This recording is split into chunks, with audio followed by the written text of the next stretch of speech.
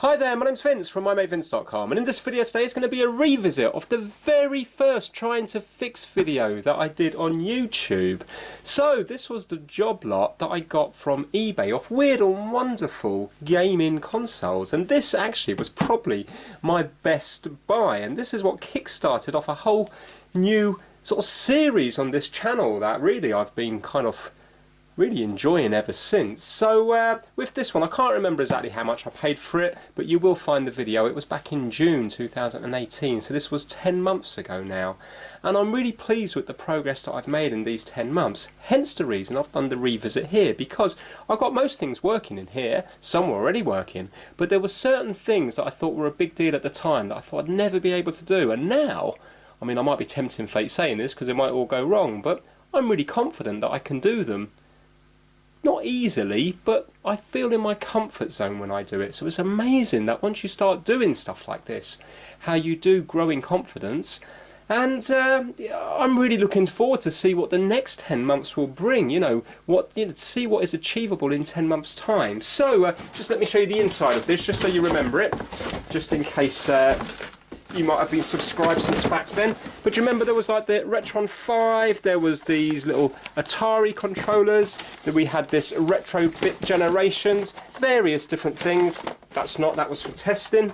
But the things that I couldn't get working were, well, not couldn't get working, the things that were working but needs a bit of tweaking is this little Bittboy here. So this works absolutely fine, but the problem with it is the USB, the micro USB port down here was loose. Now what I did is I soldered on the main ground pads, but I didn't want to go near them four middle pins because they were so fine, and at the time I didn't have a fine soldering iron. Now I'm quite confident I'm going to put a little bit of flux on there, drag the soldering iron across with a little bit of solder on it, and I think that I can get that working properly. Now it is actually working and it is charging, but it's done purely on pressure, so it's not as good as it should be. This one in here, from memory, had a really nice blown capacitor.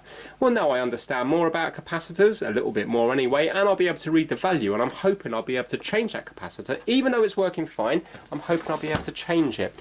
And this one here had lines across the screen. Now, I'm not saying I will be able to fix this one. This will probably still be unfixable, but working on the Game Gears and stuff, I now know a lot more about LCD screens.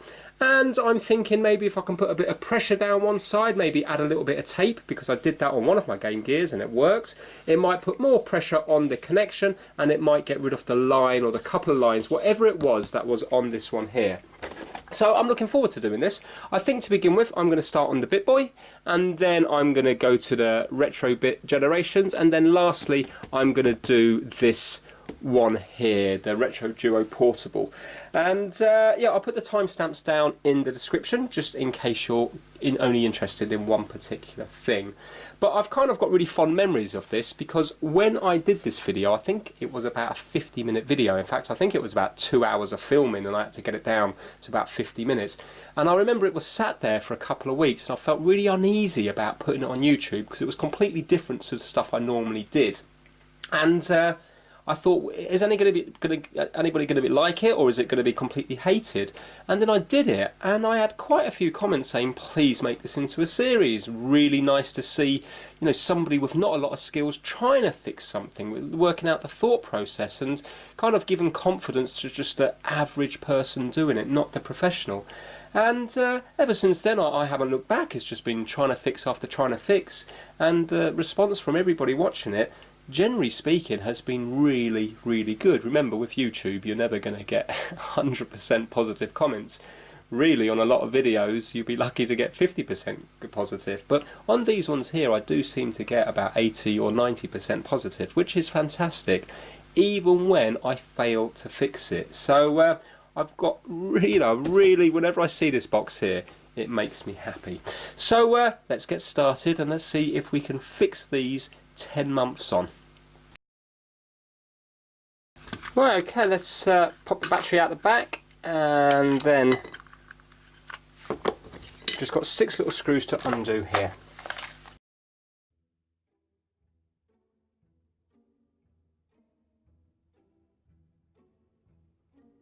Right, so it looks like I put a little bit of tape on that to keep it down.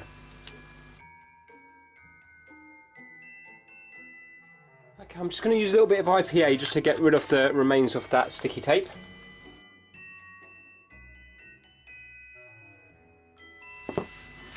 Okay, so these are the tiny pins in the middle that I have to solder. So what I did is I put a couple of big blobs on each side. I'm going to try to melt them down a little bit more, make them a bit neater. And then all I have to do is just melt these back onto the pins. So there's already solder on the board here. I just need to melt them back on. It looks like they are joined, but they're not. It was definitely a break before, because when I took this apart originally, this fell straight out. So add a tiny bit of flux to that. And I'm just going to drag my soldering iron across it, and hopefully it will all melt into place. So let's zoom in on this now.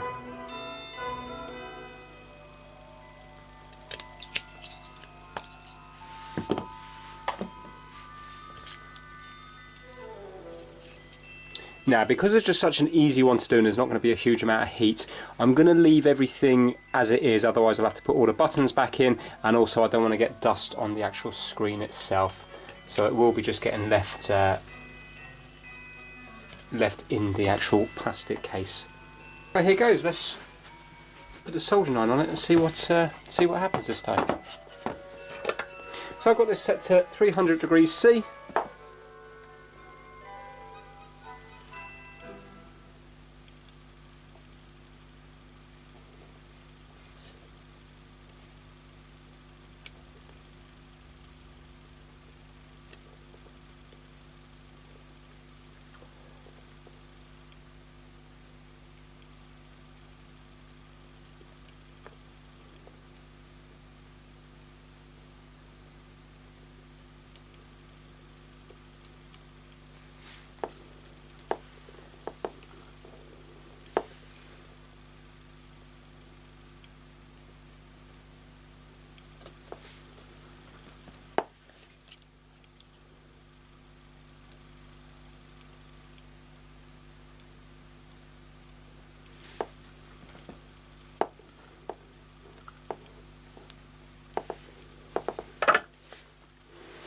Right, now I think I've bridged them all, so what I'm going to do is I'm going to use the macro feature to zoom right in, and then I'll have a closer look at what's going on. Right, okay, so looking at it there, I think there's too much solder on it, so I'm going to get some soldering braid, and I'm going to try to wick up some of the solder.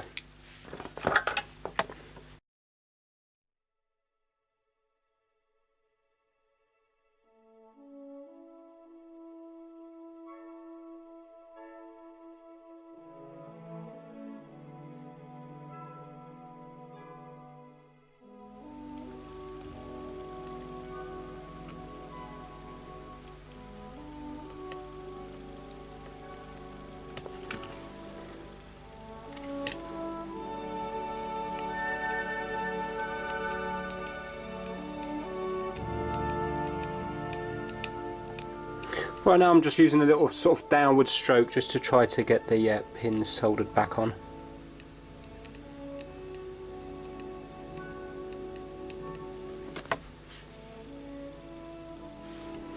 Oh, it looks a bit messy, but I wonder whether that's done the job or not. Let me get some tweezers.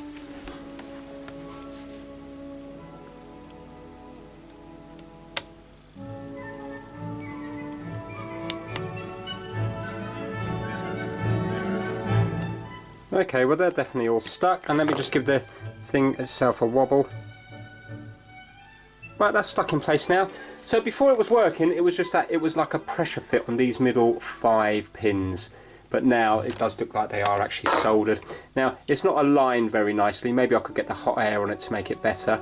But I'm just going to clean it. I think it will be good enough. I know it doesn't look great, but they are stuck to it now. And as I said, it was working beforehand, so...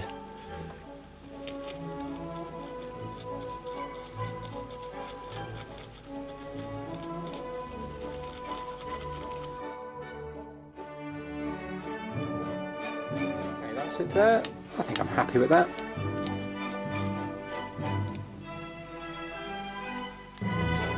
Yeah, I'm going to call it a day with that. Let's put it back together, make sure it's working.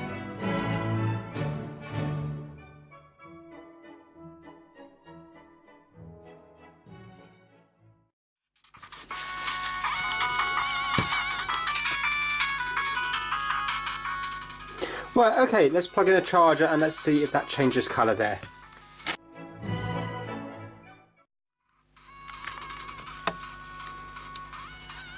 Yeah, there we go. Can you see the blue light there? So if I unplug it, it's green.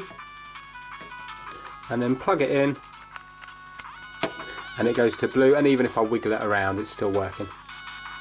Excellent. So that is a nice simple fix, but it wasn't simple for me 10 months ago. There's no way I would have gone anywhere near that. Now, if I'm honest with you, that didn't really go as easy as I thought it would have done. I thought I could just rub the soldering iron across it. I don't know whether I tried to add solder before. I don't think I did. There just seemed to be too much solder there. But still, you know, it's working, and I couldn't have done that 10 months ago, but I can do it now, so that is progress made. Right, so that's the Bittboy back to how it should be. Let's move on to the RetroBit generations and see if we can change that capacitor over. Now, I can't remember which one of these was faulty. I had one that was a capacitor blown and the other one was perfect, so I'll have to take this one apart and see what it's like. If not, I'll have to take the other one apart.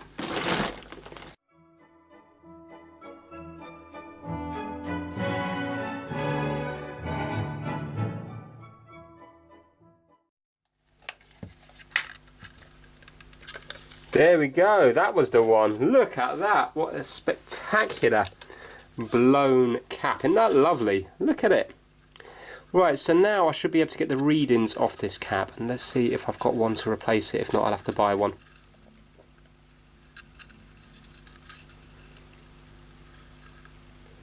Right, okay, so it says 10 volts and it is a,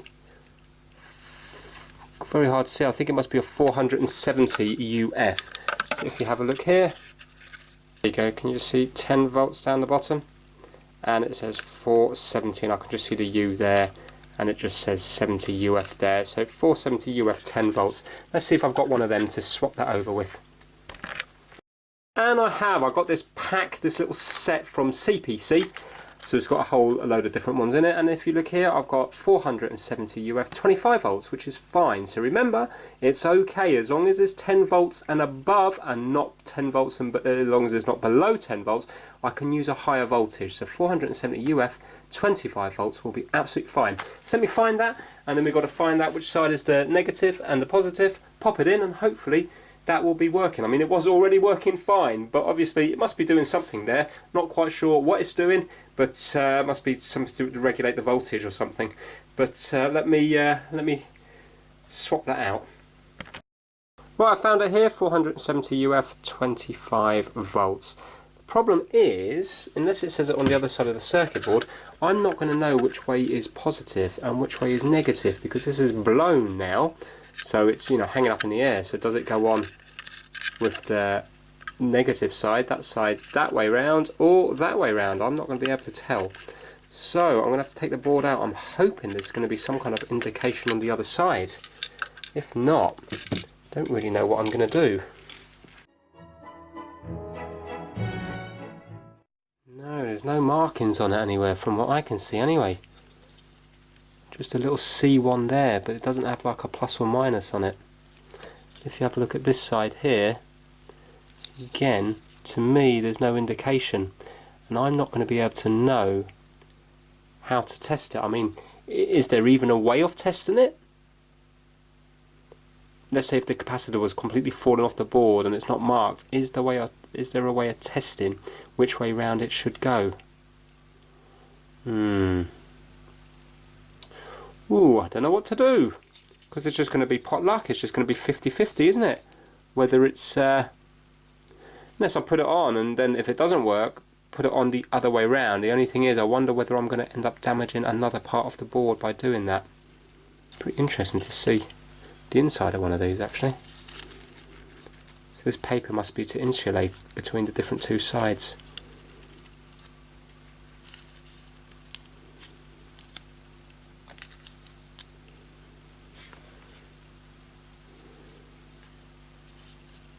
Right, okay, because I don't know which way to put that round, luckily I do have another one, don't I? So I've just looked in this one here, and if you have a look, the negative side is towards the power adapter. So that's all I'm going to do now, put it on exactly the same as this one. I'm assuming they're all going to be exactly the same. So let's do it the same as this. Okay, so I'm going to unsolder this old one now. It might be a little bit hard because it looks like there is another capacitor just straight onto the back of that one, so that might well come off. But with that one there, as far as I know, it doesn't matter which way those ones go round, so even if it does fall off, I can just put it back into its little home again.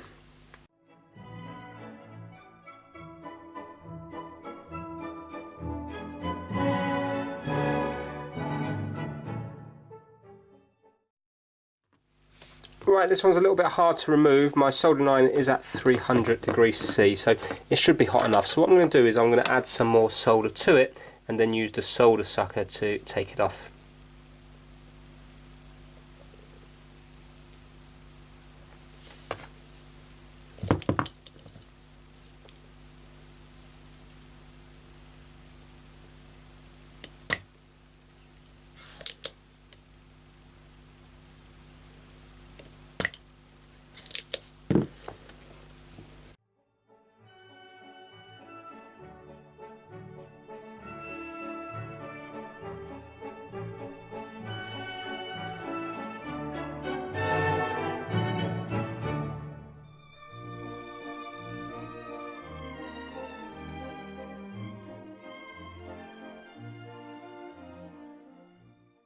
Okay, that is a capacitor soldered back into place. It was a lot harder than I expected because I had this tiny little capacitor in between the legs of this capacitor, and what happened is as I was replacing this one it pinged off, so it was a bit hard to get it back into place, so I had to use hot air on that one. I'm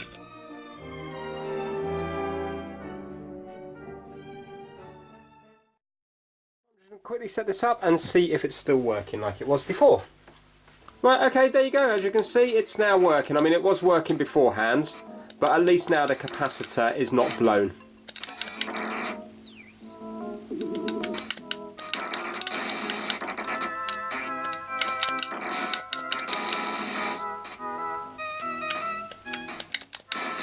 Now let's move on to the last one and see if we can get rid of the lines from the screen.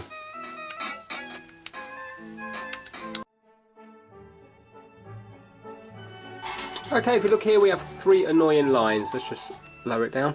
So we've got one across the top here and 2 across here. So let me just zoom in there.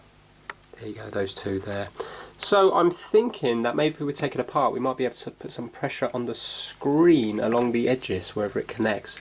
And maybe we might be able to get rid of them. Other people say if we heat it up it might work. So I want to be careful about heating it up because I don't want to break this because it is still completely playable even with those lines there. But let's take it apart and see if we can get rid of them.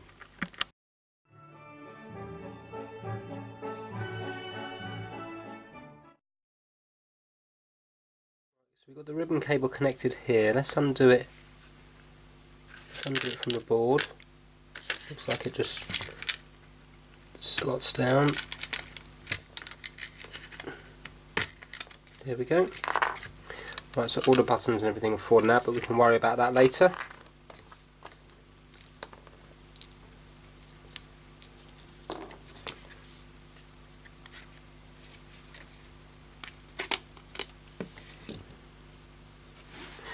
Right, okay, now, so what I'm wondering is, if I was to put pressure on the screen across this bit here, I wonder whether that would make it work or not. Or do I need to dismantle this further to have a look inside it? I can't remember if I actually had this apart before or not. Looks like it's coming apart quite easy, so let's take it apart a bit more.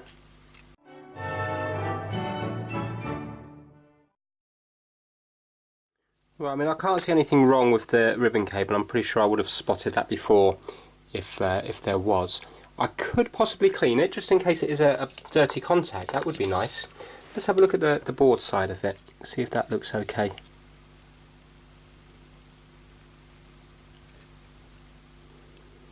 I mean, I suppose with all these pins it is possible that maybe 1 or 2 of the connections are not actually getting to the ribbon cable. Maybe it's not a problem with the LCD, maybe it's a problem with the board here. That is a, I think that could be a possibility, couldn't it? Because each of these pins probably correspond to maybe one of the lines going across, so it looks like there's 1 to 50 pins.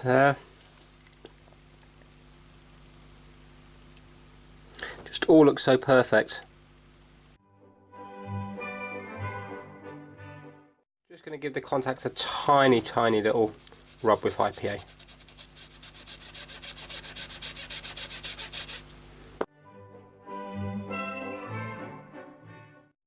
Right, because each of these capacitors look like they are going to quite a lot of the pins, I'm just going to get my multimeter out and I'm just going to go across them just to see if any of them look different than the others. So if there's 50 pins here, I'm wondering if there's 50 lines going across the screen, and maybe 3 of them are not working.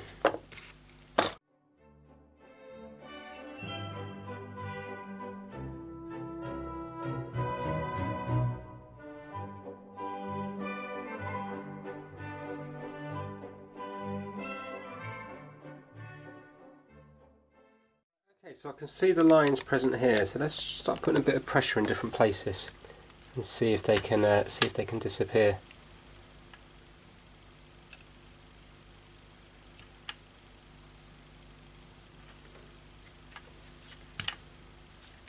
Right, I've got 3 lines now, so that's even worse.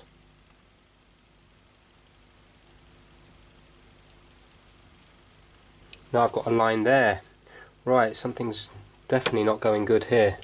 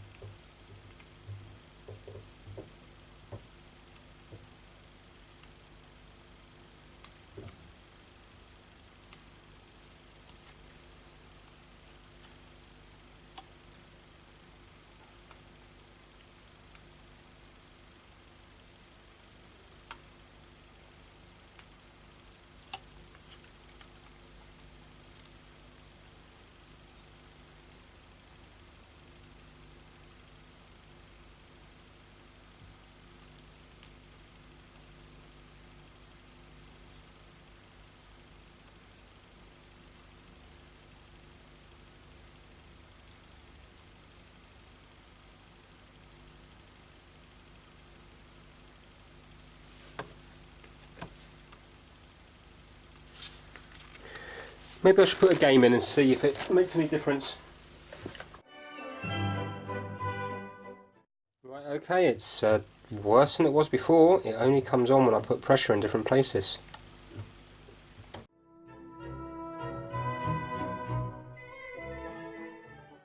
Play around with it for a while and see if I can work out what's going on, and then I will get back to the filming. Well, okay, I've been messing around with it for a while. Funny thing is, when I actually have it in the screen, it does work okay, but then when I wobble it around the place, it just keeps coming and going. Now, I've actually taken apart the LCD. I mean, look at that. Lovely, isn't it? Look at that backlight going right the way up. But it's when I put pressure here, it comes and goes. Right, it's gone now, and also it's getting very, very hot. Let me turn it off before I cause it more damage. So basically, yeah, I've undone everything here. As far as I can see, there's nothing wrong with the LCD, but I'm not going to be able to do anything if, for example, one of the contacts were just gone in here, which I presume is the case. Really, there's nothing else. I've gone across it. A few of the capacitors do look like they're both short into ground. But then what I've done is I've unsoldered 1 or 2 of them and put them back on, and even the pads underneath are short into ground, so maybe that's completely normal. I haven't got another one to compare it to. I've run a fiberglass pen over the contacts on the actual ribbon cable. Really, there's nothing else I can do, unless it's possible to get an LCD screen, which is a 50 pin, which would fit this one, but I don't know whether, don't know if it is possible or not. I suppose I could type in this number into Google here just to see, because obviously if you have a look, it does have info down here. So maybe if I was to type that in, it might be possible. Yeah, I suppose I could do that just to see. Yeah, that's what I'll do actually, just to see, because if they were only a few pound, it might well be worth it. Okay, so if you have a look at the third line down, can you see it says 69.03A23.T01. So I typed that into Google, just put LCD afterwards, and check it out. There is one for sale. Now, they're not on Amazon or eBay, but there is one on AliExpress. It's £16.11, and I'm a little bit unsure whether to get it or not. I think, because I never really use this, I'm tempted not to, but then for the purpose of the video, I would like to see it working without any lines across the screen. And even if I get that one and it has lines across the screen, at least then we've kind of proved it's not the LCD, so I think I probably will get it. Now looking at it, it does look to be exactly the same. So for example, if you look at the back of it here, can you see that design on the ribbon cable going up to it? And can you see it's exactly the same as this one here, yeah? And also, if we have a look at the front, there. Now it does look to be exactly the same, doesn't it? So I think I will get one. Annoyingly, it's going to take between 20 and 39 days. So on average, that's probably going to take a month to arrive. But although I'm more than happy really with the way it is, it would be nice to have it without any lines across it. And I think financially wise, if I was to sell this, which I'm not going to, but if I was, I think looking on eBay, I would get between £50 and £80.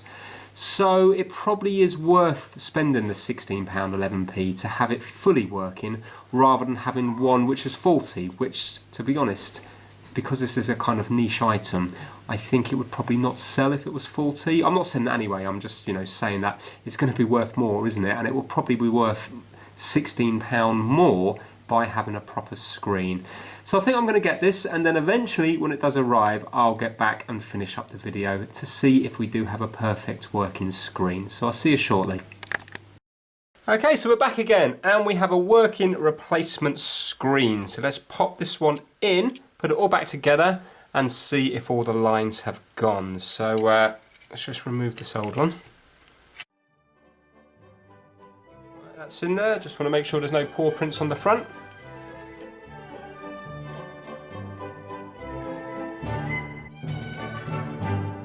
Well, I've got some horrible dots there in the screen, so I'm going to have to take it out again because that would annoy me.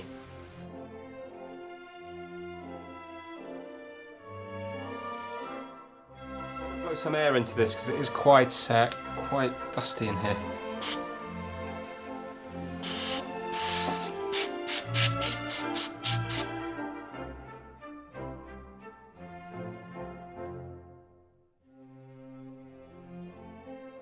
Buttons feel okay? Okay, let's see if it's going to work.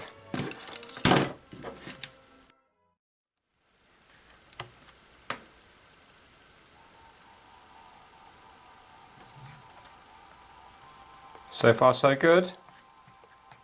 Can't see any lines.